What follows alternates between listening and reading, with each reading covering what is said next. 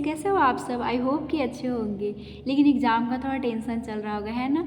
तो अगर आपका टेंशन रिलेटेड है फिजियोलॉजी से कि कौन सा चैप्टर में कौन सा क्वेश्चन इंपॉर्टेंट है, कैसा यूनिवर्सिटी में क्वेश्चन पूछता है और उसको कैसे यूनिवर्सिटी में कॉपी में रिप्रेजेंट करना है, तो ये प्रॉब्लम, ये टेंशन है आप भूल जाइए, क्योंकि मेरा फिजियोलॉजी सीरीज इसके लिए काफ़ी है। वैसे तो जो मेरे पुराने स्टूडेंट्स होंगे उनको पता होगा सारी चीज़, लेकिन जो नए हैं उनको मैं बताना चाहूँगी कि ये फिजियोलॉजी सीरीज़ का मेरा प्लानिंग हर एक चैप्टर में कौन सा क्वेश्चन इंपॉर्टेंट है जो कि यूनिवर्सिटी में पूछा गया और उसको कैसे रिप्रेजेंट करना है, वैसा मैं नोट्स आपको प्रोवाइड करती हूँ। इससे जैसे कि सेल में सेल साइकिल में इंपॉर्टेंस था, ब्लड में इतना सारा क्वेश्चन इंपॉर्टेंट है, जिसमें भी मैं ये सारा जो क्वेश्चन आपको दिखा रही हूँ ये सारा किसी न किसी यूनिवर्सिटी से में पूछा गया है। आप चाहे कोई भी यूनिवर्सिटी को अपना प्रीवियस ईयर क्वेश्चन निकालिए, क्वेश्चन बैंक में देखिए, ये सारा चीज़ आपको देखने को मिलेगा।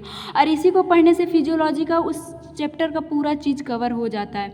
तो ये सारा चीज़ पढ़ने के बाद हम लोग आज जो पढ़ेंगे वो है, देखिए इस तरह से हीमोस्टैसिस हम लोग पढ़ेंगे, जिसमें यूनिवर्सिटी में पूछा गया था क्लॉटिंग मैकेनिज्म, जिसमें इंट्रेंसिक एंड एक्सट्रिंसिक दोनों कोगुलेशन का जो पाथवे है डिस्क्राइब करना है। तो कैसे इसको लिखना है ये मैं चलिए बताती हूँ। अरे ये सब वीडियो नहीं देखे तो आप देख सकते हैं, ज़्यादा देर का है नहीं, 15 मिनट अप्रॉक्स जाता है, उससे कम भी जाता है, कभी कभी उससे ज़्यादा जाता है, जैसा कॉन्सेप्ट हो वो सब अगर आप देख लेते हो तो आपको पूरा चीज़ क्लियर रहेगा और एक पकड़ रहेगा कि कौन सा इंपॉर्टेंट क्वेश्चन और कैसे यूनिवर्सिटी में लिखना है। तो चलिए फ्रेंड्स, आज देखते हैं हीमोस्टैसिस को। सबसे पहले हीमोस्टैसिस है क्या। हीमो का मतलब क्या होता है, रिलेटेड टू ब्लड्स, और स्टैटिस मतलब रुकना, किसी चीज़ को रोकना। तो ये हीमोस्टैसिस मतलब ब्लड को रोकने की प्रोसेस को हीमोस्टैसिस बोला जाएगा। सबसे पहले एक आइडिया देना आपको जरूरी कि यूनिवर्सिटी में किस तरह से क्वेश्चन आ सकता है। हो सकता है आपसे 5 नंबर में हीमोस्टैसिस पूछ ले कि एक्सप्लेन कीजिए। एक बार यूनिवर्सिटी में पूछा था कि स्टेज ऑफ हीमोस्टैसिस को एक्सप्लेन कीजिए। और नेक्स्ट तो मैं आपको बताएंगे clotting mechanism extrinsic and intrinsic pathway के साथ आपको एक्सप्लेन करने के लिए यूनिवर्सिटी में बोल सकता है। एक मेरा फ्रेंड्स का एग्ज़ाम था, उसमें कोगुलेशन फैक्टर पूछा था। तो ये सारी चीज़ें आज इस वीडियो में मैं कवर कर दूँगी। चाहे यूनिवर्सिटी में आप कैसा भी पूछे, आप इसको पढ़ने के बाद बहुत स्मार्ट होने वाले हो। चाहे कैसा भी यूनिवर्सिटी क्वेश्चन पूछे आप कर दोगे। चलिए हीमोस्टैसिस क्या है, तो द नेचुरल प्रोसेस, ऐसा नहीं है कि कोई जाके है उसको ऐसे ब्लड, जैसे ही हमारा एक कट हुआ उसको आप पकड़ के रखे हैं, पकड़ के रखते हैं तो बंद तो होता है, लेकिन उसमें भी मैकेनिज्म चलता है तब ब्लड बंद होता है। नेचुरल प्रोसेस है in which blood flow slow, blood को जो अगर टिश्यू इंजरी हो चुका है तो उसमें से फ्लो को स्लो करना है या उसको क्लॉट्स मतलब जमाना, फॉर्म द प्रिवेंट, किस काहे के लिए ऐसा हो रहा है, तो ब्लड लॉस को प्रिवेंट करने के लिए जब आपको इंजरी हो चुका हो। तो एक आपको फिगर इस तरह से बनाना होगा, ये ब्लड वेसल्स है। फिगर थोड़ा सा मेरा वो है तो आप समझ लीजिएगा और अपने से अच्छा बनाने की कोशिश कीजिएगा। तो ये जैसे ही ब्लड हमारा टिश्यू इंजरी हो गया है तो ब्लड वेसल से ब्लड निकलना स्टार्ट हुआ। तो इसमें क्या होता है, पहले प्लेटलेट्स, जैसे कि ये एरिथ्रोसाइट जा रहा है तो प्लेटलेट्स यहाँ पे जमेगा आके, और एक फिब्रिन होता है, और यही इसी के लिए बहुत सारा मैकेनिज्म लगता है। फिब्रिन बहुत नखरेबाज है, बहुत सारी चीज़ों क्लॉटिंग फैक्टर आने के बाद ये आता है, इसीलिए सारा चीज़ हमें पढ़ना पड़ता है। तो ये सारा चीज़ हो के और यहाँ पे क्लॉट का फॉर्मेशन हो गया, तो इसी चीज़ को हमें पढ़ना है, हीमोस्टैसिस बोलते हैं। तो इसमें स्टेजेस हमें देखना है कि स्टेजेस कौन सा है, तो 3 स्टेजेस है मेनली। ये एक बार क्वेश्चन पूछा भी गया था, तो आपको तीनों चीज़ों के बारे में बताना होगा पूरा। सबसे फर्स्ट है वैसोकंट्रिक्शन, नेक्स्ट आता है प्लग फॉर्मेशन, और लास्ट में आता है कोगुलेशन ऑफ ब्लड। और इसमें थोड़ा सा एलिब्रेट करके, क्योंकि इसी के से भी ये सारा चीज़ रिलेटेड है और इसी से क्वेश्चन पूछ लिए जाते हैं। तो वैसोकंट्रिक्शन क्या है, तो यह इमीडिएट मतलब जैसे ही आपका इंजरी हुआ ना तब ये प्रोसेस होता है, द ब्लड वेसल कॉन्स्ट्रिक्ट करेगा कि ताकि ब्लड ज़्यादा ना हो जाए। इंडोथीलियम जो है एक्टिवेट हो जाएगा, जैसे कि हमारे ब्लड वेसल्स में इंडोथीलियम जो भी सेल्स टिश्यू है तो आपको पता ही होगा सेल से ही, तो वो जो है एक्टिवेट होके और कोलेजन को जो है वो एक्सपोज करते हैं। और एक कोलेजन क्या करेगा, ये इंपॉर्टेंट पॉइंट है, आप इसको ध्यान रखिएगा कि वैसोकॉन्ट्रिक्शन के टाइम कोलेजन जो है वो एक्टिवेट होता है एंडोथेलियम सेल से। तो platelet अधेयर this collagen gate activated, इसके साथ चिपक के और एक्टिवेट होता है प्लेटलेट्स। तो क्योंकि प्लेटलेट्स का आप काम आ चुका है ये कोलेजन के सीक्रेट होने से, तो इसमें क्या होगा, आफ्टर इंजरी हुआ तो प्लेटलेट्स कॉन्टैक्ट विथ कोलेजन, जैसा कि वैसोकॉन्ट्रिक्शन में कोलेजन आया और फिर क्या होगा, डैमेज इन एंडोथेलियम, मतलब ये कोलेजन डैमेज एंडोथेलियम से आया, वो चीज़ बता रहा है। प्लेटलेट्स बिकम अ स्टिकी और adhere to collagen through a Willebrand factor, जैसे कि ये दोनों आके चिपका है। अब यहाँ पे ना मतलब जहाँ पे इंजरी हुआ वहाँ पे विल ब्रांड फैक्टर आता है, वो भी एंडोथेलियम से ही सीक्रेट होके, और ये दोनों मतलब प्लेटलेट्स को यहाँ पे जमाने का काम करता है। तो ये विल ब्रांड फैक्टर का काम हुआ, इसको भी आप याद रखिएगा, इसे डिजीज कंडीशन में जो कि एडल्ट हेल्थ नर्सिंग में आप पढ़िएगा भी। अब क्या होगा, जब अधेशन हो चुका है कोलेजन प्लेटलेट्स जो भी विल ब्रांड फैक्टर के मिल के ये सब सारा काम हुआ, तो प्लेटलेट्स सीक्रेट करेगा ग्रेन्यूल्स।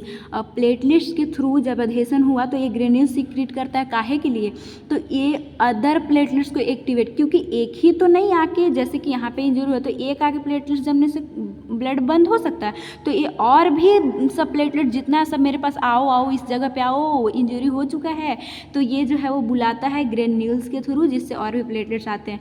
तो यहाँ पे क्या होता है प्लेटलेट्स में कि लूज टेम्पररी प्लेटलेट फ्लग फॉर्मेशन होगा, किसके लिए, प्रिवेंट फर्दर ब्लड लॉस के लिए। देखिए जैसे ही इंजरी हुआ ना तो वो कोलेजन सीक्रेट हुआ, ये विल ब्रांड फैक्टर के थ्रू आके यहाँ पे चिपका, और ये क्या करता है ना कि जैसे कि कोई चीज़ ज़्यादा पानी बह रहा है, वहाँ पे ईंट ला के रखिए तो क्या होगा, नॉर्मली अगर किसी चीज़ से ज़्यादा बहाव है तो कुछ तो ईंट जो है वो रोकेगा, तो उसको प्लेटलेट्स मान लीजिए, लेकिन पूरा तो नहीं रुक पाएगा, वहाँ पे मान के चलिए कि आपको सीमेंट जमाना पड़ेगा तभी पानी रुक सकता है, मतलब पानी इधर से इधर नहीं जाएगा। तो वो फिब्रिन काम करता है सीमेंट का। पहले तो ये ईंट मतलब जमा दिया, अब नेक्स्ट जो है कोगुलेशन होगा जिसमें फिब्रिन को लाना है, तो यही सारी चीज़ें होगी। तो चलिए उसको देखते हैं। तो नेक्स्ट प्रोसेस हमारा कोगुलेशन आता है, और इसी में एक्सट्रिंसिक और इंट्रिंसिक पाथवे लगती है, और क्या है उसको आपको ट्रिक से मैं याद करवाऊंगी, ना कि पढ़ाना, बल्कि मैं कोशिश करती हूँ आपको एग्जाम्पल के थ्रू या फिर जैसे भी ट्रिक के थ्रू आपको याद करवाऊँ। तो कोगुलेशन है क्या, तो ये एक प्रोसेस है जिसमें conversion of the soluble plasma protein fibrinogen, जो कि एक क्या है, सॉल्यूबल प्लाज्मा प्रोटीन है, to into insoluble fibrin thread to reaction occur present of thrombin. मतलब फिब्रिनोजन इनएक्टिव फॉर्म में रहता है, मतलब सॉल्यूबल है, लेकिन वहाँ पे तो इनसॉल्यूबल चाहिए ताकि ना जा पाए ब्लड इधर, तो इनसॉल्यूबल फिब्रिन को लाने की प्रोसेस ही कोगुलेशन है। अरे कैसे होता है, थ्रोम्बिन के प्रेजेंस में फिब्रिनोजन से फिब्रिन में चेंज होगा, सॉल्यूबल से इनसॉल्यूबल में थ्रोम्बिन के प्रेजेंस में, और ये थ्रोम्बिन को आने में बहुत सारा प्रोसेस लग जाता है, जो कि हम लोग आगे देखेंगे। लेकिन क्योंकि मैं बताई थी कि ऐसा भी क्वेश्चन पूछा जाता है कि क्लॉटिंग फैक्टर को बताइए, और क्लॉटिंग फैक्टर के थ्रू ही फिब्रिन बनता है, तो क्लॉटिंग फैक्टर आपको जानना होगा, और इसको याद करना भी इसका बहुत अच्छा ट्रिक है, तो आप याद कर लीजिएगा 1 से 2 बार में, और बहुत इंपॉर्टेंट होता है आगे फार्माकोलॉजी में भी। तो ये क्या है, coagulation mechanism process occur through a various clotting factor. जो कोगुलेशन का मैकेनिज्म है, फिब्रिन जो जाकर वहाँ सीमेंट की तरह जमेगा, उसमें जो है वो बहुत सारे क्लॉटिंग फैक्टर लगते हैं, जिसके कारण प्रोथ्रोम्बिन एक्टिवेट होगा, और प्रोथ्रोम्बिन से थ्रोम्बिन बनता है, तब जो है फिब्रिनोजन से फिब्रिन बनेगा। क्लॉटिंग फैक्टर आपको देखना होगा, तो इसमें 13 क्लॉटिंग फैक्टर है, जिसमें कि 6 का नहीं पता और 12 का हम लोग जानते हैं, जिसमें फर्स्ट है fibrinogen, second prothrombin, tissue factor thromboplastin, ये बहुत इंपॉर्टेंट है, ये हम लोग एक्सट्रिंसिक में यूज करेंगे। 4 में आता है कैल्शियम, थोड़ा सा ऊपर नीचे हो गया, आप प्लीज़ ये कर लीजिएगा। और 5 में आता है लेबाइल फैक्टर, 6 का पता नहीं, और 7 में क्या आता है, स्टेबल फैक्टर, और 8 में आता है एंटी हीमोफिलिक फैक्टर ए। ऐसा क्यों बोलते हैं, क्योंकि हमें हीमोफीलिया से ए बचाता है। एंटी हीमोफिलिक बी आता है 9 में, ये भी हमें हीमोफीलिया बी से बचाता है, और इसको अल्सो बोलते हैं क्रिसमस फैक्टर। नेक्स्ट है स्टर्ट पावर फैक्टर, जो कि 10 में आएगा, और 11 में कौन आएगा, तो प्लाज्मा थ्रोम्बोप्लास्टिन एंटी एक्सीडेंट। और इसके बाद 12 में हम लोग क्या देखेंगे, हैगमैन फैक्टर, और 13 में फिब्रिन एंड स्टेबलाइजिंग फैक्टर, जो कि लास्ट वाला है। हम लोग लास्ट में इसका सबका काम देखेंगे, और आपको याद कैसे करना है, सबका ये बाहर वाला से ये मिलेगा, farewell party today come, let's sing and call senior please have fun. इससे सारा चीज़ आप कोरिलेट करके याद कर पाइएगा और इससे अच्छा मतलब याद रखने में हेल्पफुल रहता है कोई भी ट्रिक। तो 6 के लिए कुछ नहीं है क्योंकि इसका नाम ही नहीं है, तो ये सारा चीज़ आप सीक्वेंस वाइज लिखिएगा तो आपको अच्छे से याद हो जाएगा। चलिए अब देखते हैं। और फ्रेंड्स वो बहुत इंपॉर्टेंट था क्लॉटिंग फैक्टर, उसको आप ज़रूर याद कर लीजिएगा। मैं ट्रिक्स भी आपको प्रोवाइड की, बहुत ही मतलब पॉपुलर ट्रिक है, हर जगह यूज होता है, हम लोग भी ऐसे ही याद किए थे। सबसे पहले कोagulation प्रोसेस में इन्वॉल्व होता है 2 पाथवे। यही पाथवे को इस क्वेश्चन में आप देख सकते हैं, क्लॉटिंग मैकेनिज्म को किसके साथ में आप एक्सप्लेन कीजिए, तो एक्सट्रिंसिक एंड इंट्रिंसिक पाथवे के साथ में। तो इंट्रिंसिक पाथवे में क्या होगा कि एंडोथेलियम जो ब्लड के इंजुरी के कारण जो डैमेज हुआ था वो कोलेजन को जो सिक्रीट करता है, जिसके कारण हमारा 12th नंबर जो फैक्टर है जिसका मैं आपको बता चुकी हूँ वो इनएक्टिव फॉर्म में रहता है पहले से। ब्लड में तो सारा फैक्टर है, वो इनएक्टिव फॉर्म में जैसे ही ये एंडोथेलियम डैमेज हुआ कोलेजन आया वो 12 को एक्टिवेट किया और इसके एक्टिवेट होने से 11th नंबर का जो है वो एक्टिवेट होगा। जो 11th ऐसे पड़ा हुआ था लेकिन जैसे ही 12 एक्टिवेट फॉर्म में आया तो 11 भी एक्टिवेट हो गया। 11 किसको एक्टिवेट करेगा, तो ये जो है अब ये 9 इनएक्टिव फॉर्म में पड़ा था उसको एक्टिवेट करेगा। इसको कैसे याद करना है मैं आपको ट्रिक भी देती हूँ, एक बार आप देख लीजिए पहले। फिर ये 11 एक एक्टिवेट होने से जो है वो 10 इनएक्टिव फॉर्म में पड़ा था जो कि अब एक्टिव फॉर्म में आ जाएगा 10। और 10 ना कि सिर्फ 11A ही नहीं चाहिए, साथ में इसको 7 भी चाहिए। 7 भी पड़ा हुआ रहता है ऐसे ही जो कि एक्टिव फॉर्म में इसको चाहिए, तब जाके है जो इतना सारा के प्रेजेंस में ये 9 हो गया, 7 हो गया और कैल्शियम के प्रेजेंस में जो है वो 10 एक्टिवेट हुआ। याद करने का ट्रिक अभी मैं एक बार आप देखिए पहले। एक्सट्रिंसिक पाथवे में क्या होगा, सबसे पहले टिश्यू का जब ट्रॉमा हुआ, ऐसा जैसे कि एंडोथेलियम वेसल्स एंडोथेलियम से वहाँ पे टिश्यू भी तो है, जैसे प्लेटलेट्स भी एक सेल टिश्यू ही, सेल ऐसे मानेंगे लेकिन उसको भी आप टिश्यू बोल सकते हैं। तो मान के चलिए कि उसी से थ्रोम्बोप्लास्टिन रिलीज हुआ, उसके प्रेजेंस में एक ये 3 फैक्टर है। आप देखें मैं आपको क्लॉटिंग फैक्टर पूरा बता चुकी हूँ, अगर पूरा डिस्क्राइब करूँगी तो वीडियो बहुत बड़ा हो जाएगा, इसलिए आप थोड़ा सा कोरिलेट, अगर एक बार में आप समझ में नहीं आता 2 बार वीडियो देखिए, पक्का आपको समझ में आएगा। एक बार नोट्स रिवीजन कीजिए और ये बहुत इंपॉर्टेंट है, क्वेश्चन पूछा ही जाता है। तो ये क्या करेगा, टिश्यू थ्रोम्बोप्लास्टिन कैल्शियम के साथ में ये 7 फैक्टर को एक्टिवेटिव फॉर्म में लाया। ये क्या करेगा, 7 फैक्टर कौन सा था जो हम लोग सिंक करके जो ट्रिक आया था उसमें स्टेबलाइजिंग जो था वो चीज़ें थी, ये आप क्लॉटिंग फैक्टर से देख लीजिएगा। अब क्या होगा कि 7 और कैल्शियम के प्रेजेंस में 10 जो है वो एक्टिवेट होगा। और इतना दूर का जो पाथवे है ना, इसको ऑल्सो कॉमन पाथवे भी बोलते हैं, कॉमन पाथवे भी बोलते हैं, क्योंकि इंट्रिंसिक के बाद भी यही पाथवे आ रहा है, एक्सट्रिंसिक के बाद भी यही पाथवे आ रहा है। अब 10 जब एक्टिवेट हुआ ना तो ये इधर 5 पड़ा हुआ था, जैसे 10 एक्टिवेटेड फॉर्म में देखा वो अपने भी एक्टिवेट हो गया। और यहाँ पे कैल्शियम चाहिए और प्लेटलेट्स चाहिए, प्लेटलेट्स तो हमारे ब्लड में है ही, कैल्शियम भी है, वो जो है एक्टिवेट करेगा प्रोथ्रोम्बिन से। प्रोथ्रोम्बिन जो कि इनएक्टिव फॉर्म में, अब एक्टिव फॉर्म में थ्रोम्बिन को लाएगा। यही थ्रोम्बिन चाहिए था हमें। फर्स्ट में देखिए कोagulation क्या है, तो थ्रोम्बिन के प्रेजेंस में जो है वो फिब्रिनोजन से फिब्रिन में चेंज होना, यही प्रोसेस थी। तो थ्रोम्बिन अब हमें मिल चुका है, तो फिब्रिनोजन जो है वो लूज पहले फिब्रिन में रहेगा, मतलब थोड़ा थोड़ा लूजली रहेगा।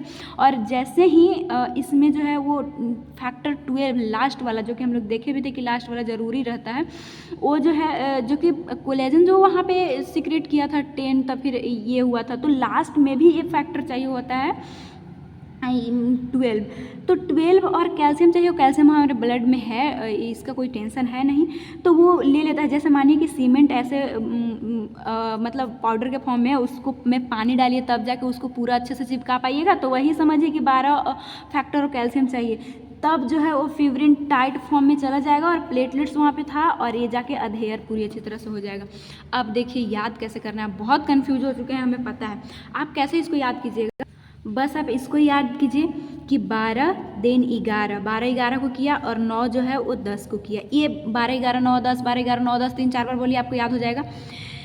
इसके बाद क्या होगा कि इसको आप कैसे याद रखिएगा कि यहाँ तक तो आप आ चुके हैं, 10 को तो आप एक्टिवेट कर लिए। अब इस प्रोसेस को आप कैसे याद रखिएगा, तो देखिए एक मैं आपको ट्रिक देती हूँ।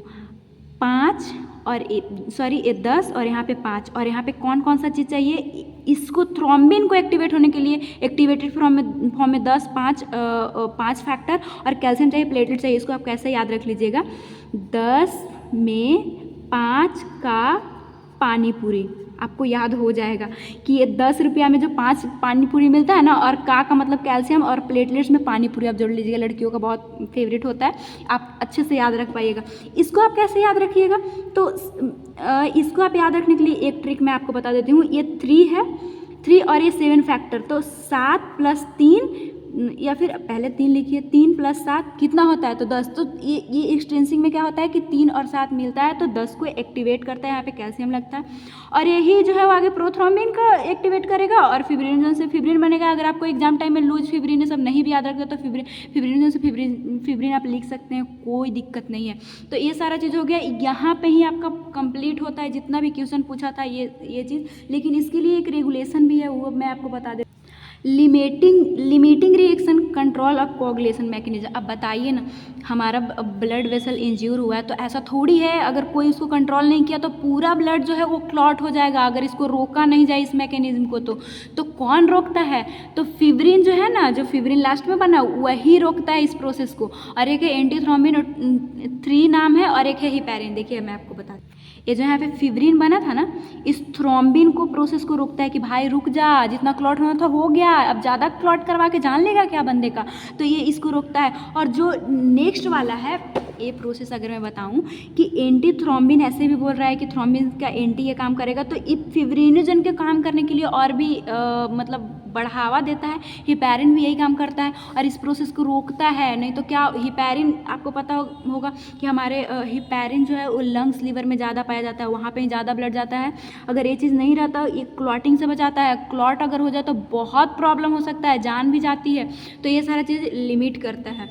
तो बस इतना ही था जिससे इतना सारा क्वेश्चन आपका कवर हुआ। मैं कम टाइम में आपको बहुत सारा कुछ बताने की कोशिश करती हूँ कि हर एक इन्फॉर्मेशन आपके पास चले जाए और आपका टाइम भी जाए, क्योंकि टाइम नहीं होता है, बहुत सारा चीज़ पढ़ना भी होता है। तो कम टाइम में मैं सारा चीज़ आपको प्रोवाइड करने की कोशिश करती हूँ। तो ये सारा आप ऐसे नोट्स बना लीजिएगा। क्या था, 3 फैक्टर है, उसमें सबसे ज़्यादा इंपॉर्टेंट था कोगुलेशन। कोगुलेशन में भी आपको फैक्टर्स आपको याद रखना होगा, और इस ट्रिक से 1-2 बार प्रैक्टिस कीजिएगा, आपको याद हो जाएगा। और उसमें भी सबसे ज़्यादा प्रॉब्लम होता है एक्सट्रिंसिक और इंट्रिंसिक के लिए। तो आपको 12, 11, 9, 10 और 7 और 3 10 होता है। और यहाँ के बाद आपको कैसे याद रखना है, तो 10 में 5 का पानी पूरी, का से कैल्शियम आ जाएगा और पानी पूरी से प्लेटलेट्स आएगा। इस ट्रिक से आप बहुत आसानी से याद रख पाइएगा। स्टूडेंट्स को बहुत प्रॉब्लम होता है इसको याद करने में, लेकिन मैं आपके लिए बहुत मेहनत करके ट्रिक लाई ताकि आपको याद हो जाए। और जितना फनी ट्रिक रहता है, जैसे पानी पूरी हो गया, लड़कियाँ तो इसको भूल ही नहीं पाएंगे। तो ये सारा चीज़ हो गया, नोट्स भी कंप्लीट हो गया। और अगर वीडियो पसंद आ रहा हो, समझ में आ रहा हो, बहुत मेहनत करने के बाद आपके लिए सारा कंटेंट मैं ला पाती हूँ, तो आप मेरे लिए बस इतना कीजिए, अपने दोस्तों में शेयर कीजिए। और वीडियो पसंद आ रहा है तो प्लीज़ लाइक कीजिए, और समझ में आ रहा हो तो चैनल को सब्सक्राइब करके आप प्लेलिस्ट में जाके और भी वीडियो देख सकते हैं। अब मतलब कि 1 से 2 महीना बाद अगर इस वीडियो को देख रहे हैं तो पूरा जो है फिजियोलॉजी का ये प्लेलिस्ट कंप्लीट रहेगा। आप अपने एग्जाम टाइम में 10 से 15 में हर वीडियो को देख के ख़त्म कर सकते हैं, आपको एक आइडिया मिल जाए कैसे एग्जाम में लिखना है। तो थैंक्स फॉर वॉचिंग, मिलेंगे नेक्स्ट वीडियो में।